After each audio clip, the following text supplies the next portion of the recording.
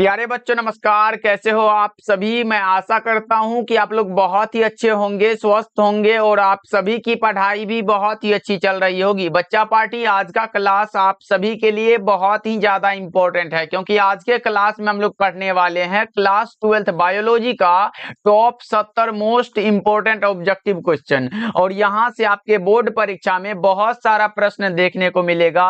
तो बच्चों आज के क्लास को ध्यान से देखिएगा और आज के क्लास में दिए जाने वाले इन सारे प्रश्नों को आप लोग अच्छे से याद भी करते चलिएगा, क्योंकि इस प्रकार के प्रश्नों के आपके बोर्ड एग्जाम में आने के चांसेस बहुत ही ज्यादा होते हैं। देखिए पहला नंबर सवाल जो है आपके सामने है, आपके फोन के स्क्रीन पर है। आप लोग भी हमारे साथ चैट सेक्शन में आंसर को लगाते चलिएगा। देखिए पहला नंबर सवाल पूछा गया लाइकेन सूचक है। अब आपको बताना है लाइकेन किसका सूचक है, CO2 प्रदूषण का, SO2 प्रदूषण का, CO प्रदूषण का या फिर जल प्रदूषण का। क्या होगा इसका सही जवाब, सभी बच्चे चैट सेक्शन में लगाते चलिएगा। लास्ट में बताइएगा आप लोग सही कितना कर पाते हो। लाइकेन जो सूचक है वो है सल्फर डाइऑक्साइड के प्रदूषण का। करेक्ट आंसर आपका क्या हो जाएगा, ऑप्शन बी बिल्कुल सही आंसर है। सारे बच्चे इसको याद रखेंगे, बहुत इंपॉर्टेंट है। ओके चलिए, वैसे भी आज का क्लास तो भाई बहुत इंपॉर्टेंट होगा, क्योंकि ये सारे के सारे प्रश्न जो है आपके बोर्ड एग्जाम में कहीं ना कहीं पूछे जा चुके हैं। चलिए देखिए दूसरा नंबर सवाल आपके सामने है, बताओ। दूसरा नंबर सवाल जो है वो आपके सामने है और क्या कह रहा है, देखो WHO के द्वारा ध्वनि प्रदूषण का कौन सा मानक सही है। अब पूछा गया कौन सा मानक सही है। WHO का जो फुल फॉर्म होता है वो होता है वर्ल्ड हेल्थ ऑर्गेनाइजेशन होता है, आपको भी पता होगा, यानी कि विश्व स्वास्थ्य संगठन जिसको बोलते हैं। और इसमें पूछा गया WHO के द्वारा ध्वनि प्रदूषण का कौन सा मानक सही है, तो वो हमारा 20 से 30 डेसिबल का होता है। करेक्ट आंसर क्या हो जाएगा, 2 का करेक्ट आंसर हमारा ऑप्शन नंबर ए हो जाएगा। चलिए तीसरा नंबर सवाल देखिए, मात्र 70 ऑब्जेक्टिव है, सारे प्रश्नों का आंसर को चैट सेक्शन में लगाते चलना सभी बच्चे। देखिए तीसरा नंबर सवाल कह रहा है कार्बन मोनोऑक्साइड एक प्रमुख प्रदूषक है किसका। कार्बन मोनोऑक्साइड की अगर बात हो तो आपको भी पता होगा ये वायु का प्रदूषण है। करेक्ट आंसर कौन सा होगा, 3 का राइट आंसर हमारा ऑप्शन नंबर ए हो जाएगा। बड़ा ही इंपॉर्टेंट सवाल है। चलिए फोर्थ नंबर सवाल देखिए आपके सामने है बच्चा पार्टी। फोर्थ नंबर सवाल है, देखो अम्लीय वर्षा का पीएच मान नीचे होता है, किससे नीचे होता है, तो आपको भी पता होना चाहिए। जब वर्षा जल का मान जो है 5.6 से कम हो जाता है तो उसे हम लोग अम्लीय वर्षा कहते हैं। और यही हमसे पूछा गया है, अम्लीय वर्षा का जो पीएच जो होता है वो नीचे होता है, तो 5.6 से।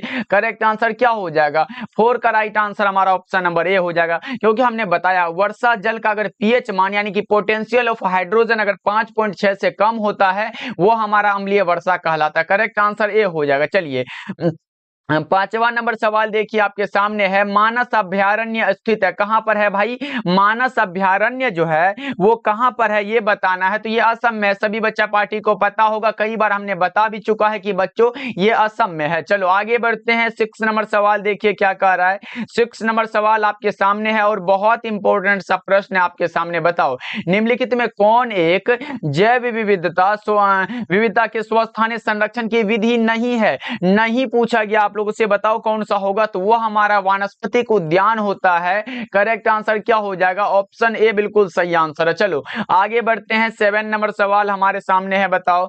7 नंबर सवाल है, गिर राष्ट्रीय उद्यान विख्यात है किसके लिए। गिर राष्ट्रीय उद्यान जो विख्यात है वो किसके लिए, सिंह के लिए यानी कि शेर के लिए। और ये क्या, ये कहां है ये आपको पता है क्या, तो बता दो चैट सेक्शन में। गिर राष्ट्रीय उद्यान कहां पर है, तो आपको लगाना है गुजरात राज्य में है, जिसकी स्थापना 1965 में हुई थी, ये भी आपको याद रखना है। इसलिए करेक्ट आंसर आपका ऑप्शन नंबर बी हो जाएगा, गिर राष्ट्रीय उद्यान सिंह के लिए। चलो आगे बढ़ते हैं। राष्ट्रीय उद्यान में सुरक्षा प्रदान की जाती है किसकी, बताओ आप लोग। राष्ट्रीय उद्यान में किसकी सुरक्षा प्रदान की जाती है, फ्लोरा की, फाउना की या फिर पारिस्थितिकी तंत्र की, या ए और बी दोनों, क्या होगा। तो आपको याद रखना है राष्ट्रीय उद्यान में जो सुरक्षा प्रदान किया जाता है वो पेड़ पौधे तथा जानवरों की जाती है, यानी कि फ्लोरा और फाना दोनों हो जाएगा। करेक्ट आंसर कौन सा होगा, डी ऑप्शन बिल्कुल सही आंसर है। चलिए 9 नंबर सवाल की ओर बढ़ जाते हैं। 9 नंबर सवाल कर रहा है, विश्व संरक्षण दिवस कब मनाया जाता है। ये भी बहुत इंपॉर्टेंट है कि विश्व संरक्षण दिवस आखिरकार कब मनाया जाता है, तो 28 जुलाई को। कब मनाया जाता है, 28 जुलाई को। सही जवाब आपका ऑप्शन नंबर बी हो जाएगा। चलो आगे बढ़ते हैं। 10 नंबर सवाल सवाल की ओर बढ़ जाते हैं। हमारे सामने प्रश्न आ चुका है, बताओ भारत की जैव विविधता विश्व की कुल जैव विविधता का कितना प्रतिशत है, ये बताना है आप लोगों को। बताओ क्या होगा इसका सही जवाब। तो आपको याद रखना है 7.8 से लेकर 8.1 के बीच होता है। तो करेक्ट आंसर क्या हो जाएगा, ऑप्शन नंबर बी हो जाएगा 8.1। देखो सटीक आंसर हमारे पास दिया गया। चलो आगे बढ़ते हैं। 11 नंबर सवाल हमारे सामने है, बताओ 11 नंबर सवाल है, चरम समुदाय किस क्षेत्र में पाया जाता है। ये तो कई बार हमने बता चुका है कि चरम समुदाय जो है हमारा संतुलित क्षेत्र में पाया जाता है। किसमें बच्चा पार्टी, संतुलित क्षेत्र में। करेक्ट आंसर आपका ए हो जाएगा। चलिए 12 नंबर सवाल देखिए क्या कर रहा है। 12 नंबर सवाल है, जब नर और मादा गैमीट में युग्मन होता है, जब देखो भाई नर और मादा दोनों भाग ले रहा हो वो हमारा लैंगिक जनन होता है। अगर जिसमें सिंगल पेरेंट भाग ले रहा हो वो हमारा अलैंगिक जनन कहलाता है। ये हमने कई बार बता चुका है, दोनों को याद रखोगे, बहुत इंपॉर्टेंट। ओके चलो आगे बढ़ते हैं। अगला नंबर सवाल देखिए 13 नंबर सवाल कर रहा है, द्विखंडन किस में पाया जाता है। ये तो कई बार हमने बता चुका है कि द्विखंडन अमीबा और पैरामीशियम दोनों में पाया था। तो करेक्ट आंसर आप लोग डी लगाओ, ए और बी दोनों हमारा करेक्ट आंसर हो जाएगा। करेक्ट आंसर क्या होगा बच्चा पार्टी, ऑप्शन डी होगा। याद रखिएगा ये जलकुंभी, इसे तो बंगाल का आतंक भी कहा गया, तो ये हमारा नहीं होगा। चलो आगे बढ़ते हैं। 14 नंबर सवाल देखो क्या कह रहा है। 14 नंबर सवाल है, युग्मक जनन में क्या बनता है। युग्मक यानी कि गैमीट में क्या बनेगा, मेल गैमीट और फीमेल गैमीट दोनों बनेगा, यानी कि हमारा नर युग्मक भी बनेगा, मादा युग्मक भी बनेगा। करेक्ट आंसर सी हो जाएगा, नर तथा मादा दोनों युग्मक हो जाएगा बच्चा पार्टी, याद रखिएगा आप लोग। चलिए 15 नंबर सवाल है आपके सामने, बताओ 15 नंबर सवाल है, देखो इनमें कौन सा भाग द्विगुणित है। द्विगुणित आपसे पूछा गया, निम्नलिखित में कौन सा है जो डिप्लॉयड है, आपसे पूछा गया। युग्मनज जो होता है ये हमारा क्या होता है, मेल गैमीट और फीमेल गैमीट के संयोजन से बनता है, इसलिए हमारा ये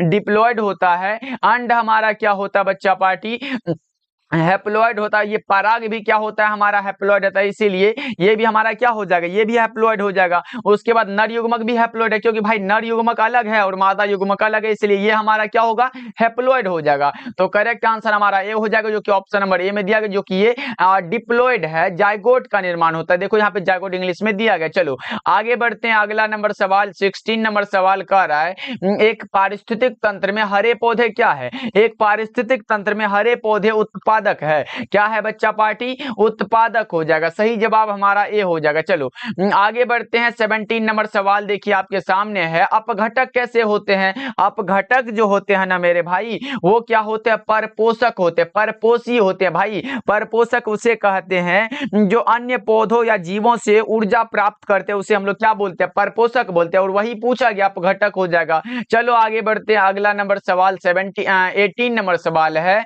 मिमिक्री की उपयोगिता किसके लिए होता है। बताओ किसके लिए होता है। तो मिमिक्री की उपयोगिता जो है सुरक्षा और शिकार दोनों के लिए होता है, यानी कि संरक्षण और प्रीडेशन दोनों हो जाएगा, इसलिए ए और सी हमारा बिल्कुल सही आंसर है बच्चा पार्टी। करेक्ट आंसर डी लगाओ आप लोग। वैसे बहुत सारे बच्चे जो संरक्षण के लिए लगाएंगे, लेकिन बच्चा पार्टी याद रखना है ये मिमिक्री की उपयोगिता जो है ये संरक्षण के लिए और शिकार के लिए दोनों होता है। तो प्रीडेशन मतलब हमारा क्या होगा, शिकार हो जाएगा। तो करेक्ट आंसर हमारा ऑप्शन नंबर डी होगा, बिल्कुल ही सही आंसर है। चलो आगे बढ़ते हैं। 19 नंबर सवाल देखिए क्या कर रहा है, जल धारण क्षमता इनमें से किसका गुण है। जल धारण क्षमता वही तो है भाई, मृदा का। कहां दिया गया है, ऑप्शन ए राइट आंसर है। 19 का सही जवाब ऑप्शन ए हो जाएगा। सारे बच्चे लगा लो, बहुत ही अच्छा प्रश्न। चलो 20 नंबर सवाल को देख लेते हैं। 20 नंबर सवाल है, रामदेव मिश्र का नाम किस क्षेत्र में अनुसंधान से जुड़ा हुआ है। आपसे पूछा गया है रामदेव मिश्र का नाम किस क्षेत्र में अनुसंधान से जुड़ा हुआ है, बताना है आप लोगों को। यह होता है इकोलॉजी से जुड़ा हुआ, यानी कि पारिस्थितिकी से जुड़ा हुआ है। करेक्ट आंसर आपका ए हो जाएगा। चलो आगे बढ़ते हैं। 21 नंबर सवाल देखिए क्या कह रहा है। 21 नंबर सवाल है, जलमग्न पौधे में रंध्र कहां पर रहते हैं। रंध्र जो होते जलमग्न पौधे में वो कहीं पर रहते ही नहीं है, तो बताओ कौन सा होगा, किसी भी सतह पर नहीं होते हैं। सही जवाब हमारा ऑप्शन सी हो जाएगा। चलो आगे बढ़ते हैं। 22 नंबर सवाल है आपके सामने, बताओ एनाट्रोपस बीजांड कैसा होता है, ये भी बहुत इंपॉर्टेंट है, पूछा गया है आपके एग्जाम में। एनाट्रोपस बीजांड कैसा होता है बताओ बच्चा पार्टी। एनाट्रोपस बीजांड उल्टा होता है, याद रखना है आप लोगों को। चलो 23 नंबर सवाल को देखते हैं क्या कह रहा है। 23 नंबर सवाल है, इनमें किसमें एरील नहीं पाया जाता। भाई एरील जो है किसमें नहीं पाया जाएगा, ये पूछा गया आप लोगों से। तो हमने बताया है शरीफा में तो पाया जाता है, क्या लीची हो गया, आम हो गया और मरिस्टिका हो गया। किसमें नहीं पाया जाता ये पूछा गया आप लोगों से। ये आम जो है भाई इसमें एरिल नहीं पाया जाता है, इसके हम लोग मध्य फल को खाते हैं। देखो एक ऐसे भी प्रश्न आया हुआ है कि आम का कौन सा भाग खाया जाता है, तो मध्य वाले पार्ट को खाते हैं। भाई छिलका को तो खाते नहीं और गुठली को भी नहीं खाते, तो बीच वाले को खाते हैं ना, वही हमारा पूछा जाता है। ये भी एग्जाम में आया हुआ है, इसको भी आप लोग याद रखोगे। बस इतना को याद रखिएगा। एरिल क्या होता है, एरिल बीज के चारों ओर का एक मांसल सा आवरण होता है, याद रखोगे आप लोग। करेक्ट आंसर सी हो जाएगा। जिसका एरिल नहीं जिसमें एरिल नहीं पाया जाता वो हमारा कौन सा है, आम हो जाएगा करेक्ट आंसर। चलो आगे बढ़ते हैं। 24 नंबर सवाल देखिए क्या कह रहा है। जायगोट से भ्रूण बनने की क्रियाओं को क्या कहते हैं। जायगोट से भ्रूण बन रहा है, भ्रूण का निर्माण हो रहा है, वो हमारा एम्ब्रियोजेनी होता है, याद रखिएगा। सही जवाब ए हो जाएगा। चलो आगे बढ़ते हैं। अगला नंबर सवाल देखिए क्या कह रहा है। अगला नंबर सवाल है, नर हार्मोन की उत्पत्ति कहां से होती है। नर हार्मोन की जो उत्पत्ति होती है, टेस्टेरोन की जो उत्पत्ति होती है, वो विरिषण से होती है। सही जवाब ऑप्शन बी हो जाएगा। चलो अगला नंबर सवाल 26 नंबर सवाल कर रहा है क्या, देखो नर युग्मक एवं मादा युग्मक के संयोजन से क्या बनता है बच्चा पार्टी, ये तो हमने बता चुका है। नर युग्मक प्लस में क्या मादा युग्मक के संयोजन से हमारा जायगोट का निर्माण होता है, कई बार हमने बता भी चुका है, याद रखना, जो कि हमारा डिप्लॉयड होता है। करेक्ट आंसर आपका डी हो जाएगा, बिल्कुल ही सही आंसर है, सारे बच्चे इसको याद रखोगे। चलो 27 नंबर सवाल को देख लेते हैं क्या कह रहा। मानव में होता है, क्या होता है बताओ। मानव में हमारा इंटरनल फर्टिलाइजेशन होता है, क्या होता है, आंतरिक निषेचन होता है। करेक्ट आंसर आप लोग क्या लगाओगे बच्चा पार्टी, ए वाला ऑप्शन सही आंसर। जैसे मानव हुआ, पक्षी हुआ, कुछ सरीसृप हुआ, कछुआ हुआ, ये सब में क्या होता है, इंटरनल फर्टिलाइजेशन हो जाता है। चलो आगे बढ़ते हैं। अगला नंबर सवाल देखिए क्या कह रहा है। अगला नंबर सवाल आपके सामने है, गोल्डन राइस में किस विटामिन को स्थानांतरित किया जाता है। गोल्डन राइस यानी कि सुनहरा धान में कौन सा विटामिन पाया जाता है, तो विटामिन ए, जिसका कि केमिकल नाम रेटिनॉल होता है, याद रखिएगा। और इसकी कमी के कारण हमारा रतौंधी वाला रोग हो जाता है, इसको भी आप लोग याद रख लो। चलो आगे बढ़ते हैं। 29 नंबर सवाल देखिए क्या कह रहा है। 29 नंबर सवाल है, देखो आपके सामने है, बीटी जीन का उपयोग कर किस फसल को पीरक प्रतिरोधी बनाया गया है, बताओ किस फसल को बनाया गया है, बताओ। 29 का करेक्ट आंसर क्या होगा, वो हमारा कपास भी है, टमाटर भी है, मक्का भी है, इनमें से सभी करेक्ट हो जाएगा। सारे बच्चे याद रखोगे, करेक्ट आंसर हमारा ऑप्शन नंबर डी हो जाएगा। जैसे आलू हुआ, सोयाबीन हुआ, ये सब भी होता है, याद रखोगे सारे बच्चे, बहुत इंपॉर्टेंट है। चलो आगे बढ़ते हैं। अगला नंबर सवाल देखिए, 30 नंबर सवाल कह रहा है, संकरण की पहचान किसके द्वारा की जाती है। संकरण की पहचान ऑटो रेडियोग्राफी के द्वारा की जाती है। यह जो तकनीक होता है, ये रेडियोधर्मी जांच का उपयोग करके डीएनए या फिर आरएनए की संकरण की पहचान करती है। करेक्ट आंसर क्या होगा, ऑप्शन नंबर बी बिल्कुल ही सही आंसर है। सारे बच्चे इसको याद रखोगे, बहुत ही ज्यादा इंपॉर्टेंट है। चलो 31 नंबर सवाल देखिए क्या कह रहा है। 31 नंबर सवाल है, कवक को किस एंजाइम से संसाधित किया जाता है। कवक को किस एंजाइम के द्वारा संसाधित किया जाता है, तो वो किया जाता है काइटिनेज के द्वारा। सही जवाब ऑप्शन ए हो जाएगा, याद रखिएगा आप लोग। चलिए 32 नंबर सवाल देखिए, निम्नलिखित में कौन जैव उर्वरक है। जैव उर्वरक कौन सा है बताओ बच्चा पार्टी, क्या होगा, वो हमारा साइनोबैक्टीरिया भी होता है, माइकोराइजा भी होता है, सहजीवी जीवाणु भी होता है। 32 का राइट आंसर, इनमें से सभी लगा लो, ये सारे के सारे क्या है, तो जैव उर्वरक है। करेक्ट आंसर डी हो जाएगा। 33 नंबर सवाल की ओर बढ़ जाते हैं। पनीर में विशेष प्रकार की सुगंधी जो आती है, वो किससे आती है बताओ। ये जो आती है विशेष प्रकार की सुगंधी, वो जीवाणु से आती है, यानी कि बैक्टीरिया से आती है। करेक्ट आंसर आपका ऑप्शन सी हो जाएगा। चलो 34 नंबर सवाल देखिए क्या कह रहा है, नील हरित शैवाल किस खेत के लिए उपयोगी जैव उर्वरक है। नील हरित शैवाल किस खेत के लिए उपयोगी जैव उर्वरक है बच्चा पार्टी, बताओ क्या होगा, तो वो चावल के लिए होता है। करेक्ट आंसर सी हो जाएगा। चलो 35 नंबर सवाल देखिए क्या कह रहा है। 35 नंबर सवाल है, मिट्टी को उपजाऊ बनाने में कौन सहायक होता है। मिट्टी को उपजाऊ बनाने में जैविक खाद का उपयोग होता है। करेक्ट आंसर भी हो जाएगा। अगर आपसे पूछे जैविक खाद खाद्य का मुख्य स्रोत क्या है? तो जीवाणु लगा देना भाई, करेक्ट हो जाएगा। चलो 36 नंबर सवाल को देख लेते हैं क्या कह रहा है। 36 नंबर सवाल जो कि आपके सामने है, और बता दो क्या होगा इसका सही जवाब। कवक एवं उच्च कुल के पौधे की जड़ों के बीच बनने वाले सहजीवी संबंध को क्या कहते हैं, ये आपको बताना है। उसे हम लोग माइकोराइजा बोलते हैं। सही जवाब ऑप्शन बी होगा। चलो आगे बढ़ते हैं। 37 नंबर सवाल, हिंदी और इंग्लिश दोनों मीडियम वाले बच्चे देख सकते हैं इस क्लास को। बच्चा पार्टी अभी तक आप लोगों ने क्लास को लाइक नहीं किया है तो बहुत ही गलत बात है। सभी बच्चे क्लास को लाइक कर दीजिएगा, अगर अच्छा लग रहा हो तो करना।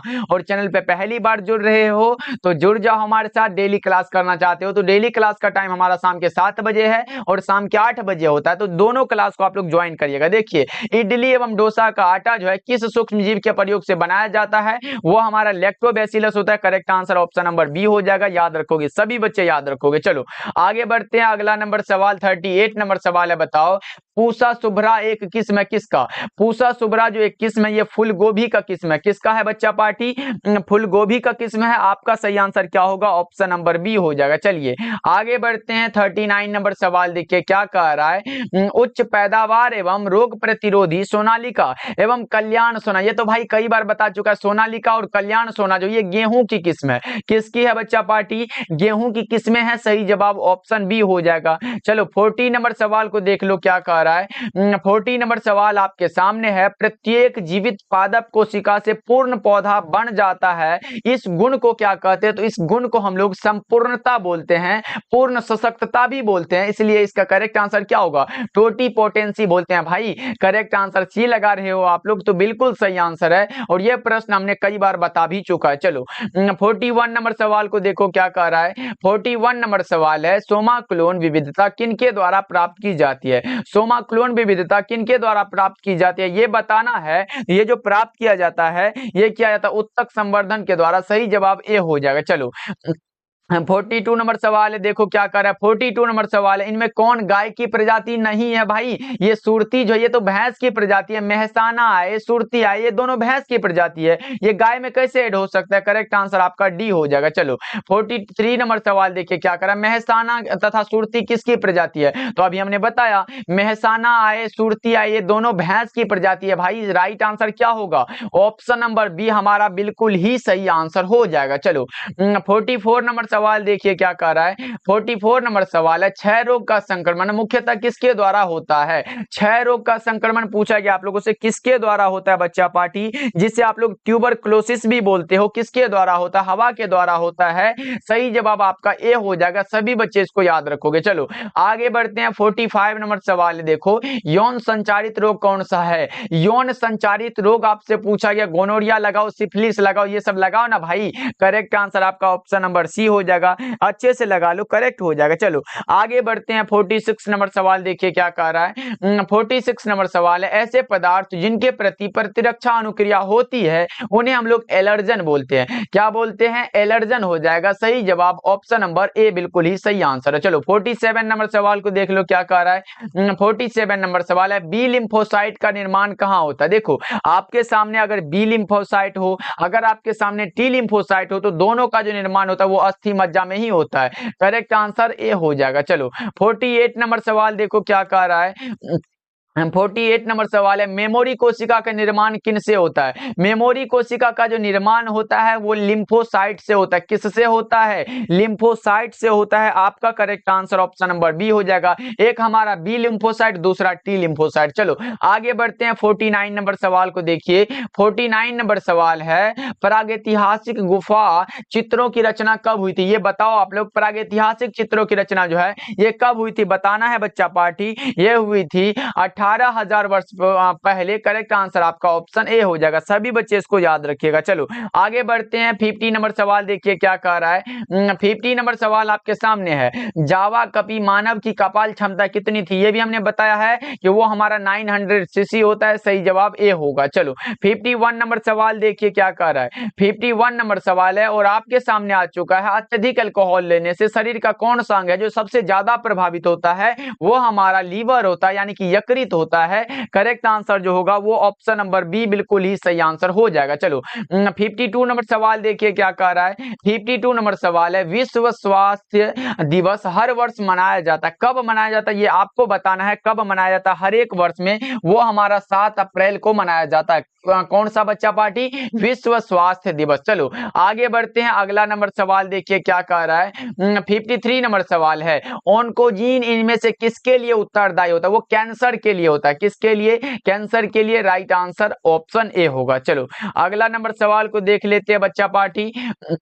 जीवाश्म सामान्यतः किसमें पाए जाते हैं? जीवाश्म जो पाए जाते हैं वो किसमें पाए जाते हैं? सभी बच्चे एक बार लगा दो चैट सेक्शन में। वो पाए जाते हैं तलछटी चट्टान में। किसमें? तलछटी चट्टान में। सही जवाब ऑप्शन सी हो जाएगा। चलिए आगे बढ़ते हैं। 55 नंबर सवाल देखिए, केंद्रक प्रतिरोपण तकनीक की खोज जो है वो किनके द्वारा की गई थी? केंद्रक प्रतिरोपण तकनीक की खोज किसके द्वारा किया गया था ये आप बताओगे। ये किया जाता है ब्रिक्स के द्वारा। सही जवाब ऑप्शन सी हो जाएगा।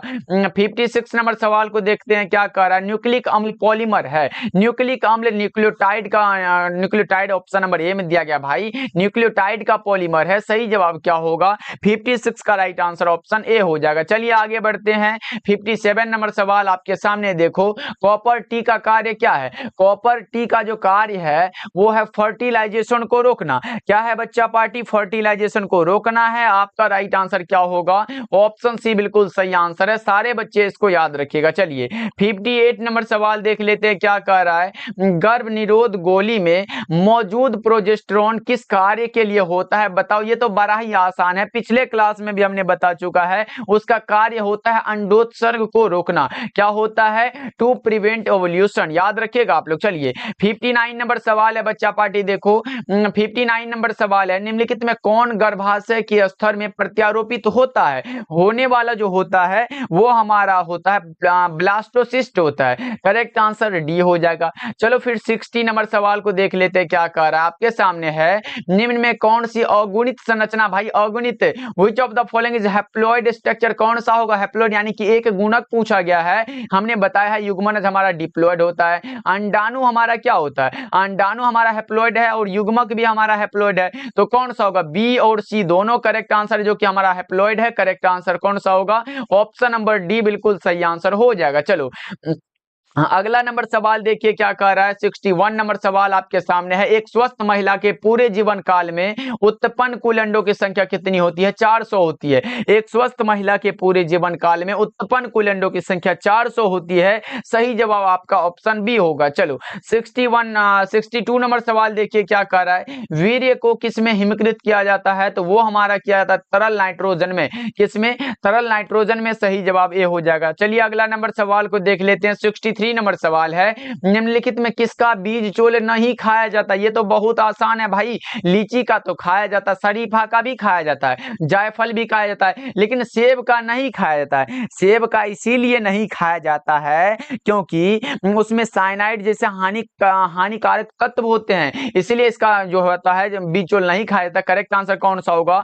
ऑप्शन डी बिल्कुल सही आंसर है। अब पूछोगे सर सेब का तब खाते कौन सी है? वो पुष्पासन को खाते हैं। इसको भी आप लोग याद रखिएगा, पुष्पासन याद रहेगा ना। चलो आगे बढ़ते हैं। 64 नंबर सवाल को देख लेते हैं क्या कह रहा है। 64 नंबर सवाल है, परागकण मुख्यतः कैसे होते हैं? परागकण जो होते हैं वो कैसे होते हैं बताओ आप लोग। तो ये हमारा नर युग्मक होते हैं। करेक्ट आंसर सी हो जाएगा। चलो 65 नंबर सवाल देखिए क्या कह रहा है। गुरु बीजाणु मातृ कोशिका से क्या बनता है? गुरु बीजाणु मातृ कोशिका से क्या बनेगा? गुरु बीजाणु का ही निर्माण होता है। सही जवाब सी हो जाएगा। चलिए 66 नंबर सवाल देखिए क्या कर रहा है। मादा जंतु जिसमें मध चक्र होता है, एक हमारा ओस्ट्रस साइकिल होता है और दूसरा हमारा मेंस्ट्रुअल साइकिल होता है। और यहाँ हमारा ओस्ट्रस साइकिल पूछा गया कौन सा होगा? आपको पता होगा इसमें मेंस्ट्रुअल साइकिल होता है, बंदर में भी मेंस्ट्रुअल साइकिल होता है। ये डी में जो दिया गया है ये हमारा क्या है? जिसमें हमारा मध चक्र होता है वो गाय होता है, भैंस होता है, बकरी होता है, कुत्ता होता है, ये सब होता है। मनुष्य हुआ, बंदर हुआ, चिंपैंजी हुआ, इसमें क्या होता है? ये इसमें मासिक चक्र यानी कि वो हमारा मेंस्ट्रुअल साइकिल होता है। ये भी आप लोग याद रखिएगा। चलिए 67 नंबर सवाल आपके सामने है, बता दो प्याज में प्रवर्धन होता है किसके द्वारा। प्याज में जो प्रवर्धन होता है ये आपको बताना है किसके द्वारा होता है, तो बल्ब के द्वारा होता है। करेक्ट आंसर कौन सा होगा, ऑप्शन डी बिल्कुल सही आंसर है। चलो आगे बढ़ते हैं। 68 नंबर सवाल है, निम्न में कौन द्विगुणित संरचना है। द्विगुणित पूछा गया, डिप्लॉयड स्ट्रक्चर पूछा गया आप लोगों से, तो बता दो युग्मनज हमारा क्या है, डिप्लॉयड है। Correct answer option number C हो जाएगा। ये हमारा अंडाणु क्या होता है, हैप्लॉयड होता है। भ्रूणपोष क्या होता है, ये ट्रिप्लॉयड यानी कि त्रिगुणित होता है। ये भी आप लोग याद रखिएगा, अगर ये सब आ गया तो छोड़ के मत आ जाना आप लोग। चलो 69 नंबर सवाल को देखते हैं क्या कह रहा है। 69 नंबर सवाल है,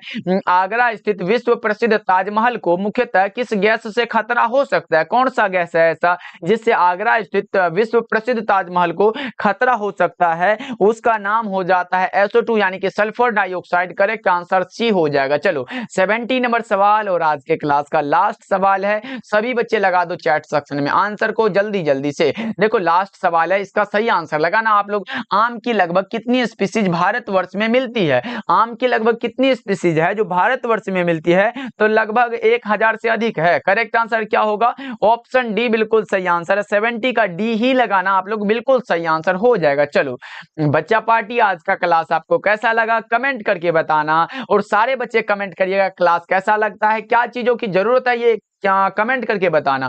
और क्लास को अभी तक लाइक नहीं किए हो तो क्लास को सभी बच्चे लाइक कर लेना। चैनल पे पहली बार जुड़ रहे हो, हमारे साथ क्लास करना चाहते हो तो भाई जुड़ जाओ। देखो क्लास अगर अच्छा लगे तो ही लाइक सब्सक्राइब करो, इसके लिए हम फोर्स नहीं करते, अच्छा लगो तो लाइक करे ना तो ना करना। चलो तो मिलते हैं फिर अगले क्लास में। बच्चा पार्टी आप अपना ध्यान रखिएगा, सारे प्रश्नों को जरूर याद कर लीजिएगा। डेली क्लास का टाइम हमने बता चुका है, शाम के 7 बजे, याद रहेगा ना। कल शाम 7 बजे आ जाना, फिर क्लास करते हैं हम लोग मिलके। ओके, मिलते हैं फिर अगले क्लास में।